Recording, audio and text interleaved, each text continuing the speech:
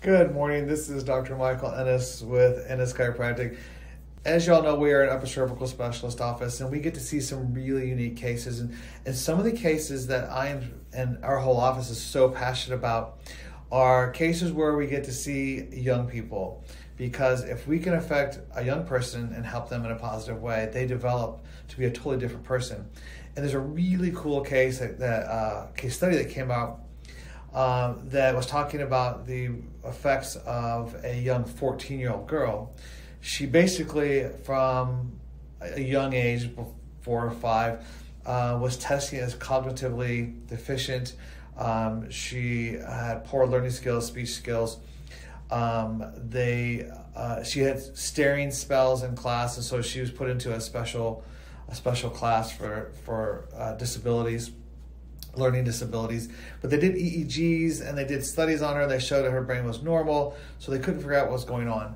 One of the neurologists diagnosed her that she had psychomotor seizures, so they put her on Dilantin and Tegretol, which had no effect on her function whatsoever. And then at some point, she was about 14, she went to an upper cervical doctor, a NUCCA doctor, like we are. NUCCA stands for National Upper Cervical Chiropractic Association.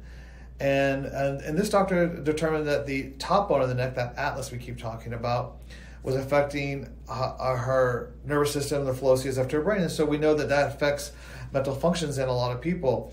And so she started care. And within 3 adjustments for her, her demeanor completely changed.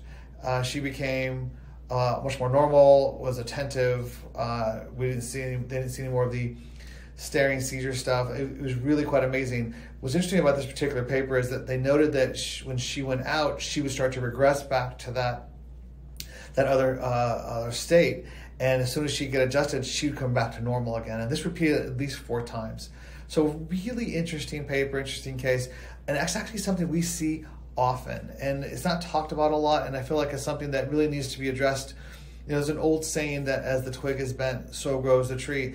And that old saying is talking about the structure, but for me, it's more than that, because what if that structure, let's say the atlas, for example, is affecting the flow of CSF to the brain and is affecting cognitive or mental abilities, and we can simply correct that and have them develop normally? How powerful is that for them later in their lives? Again, this is exciting stuff for us. This is Dr. Michael Ennis. Thanks for listening.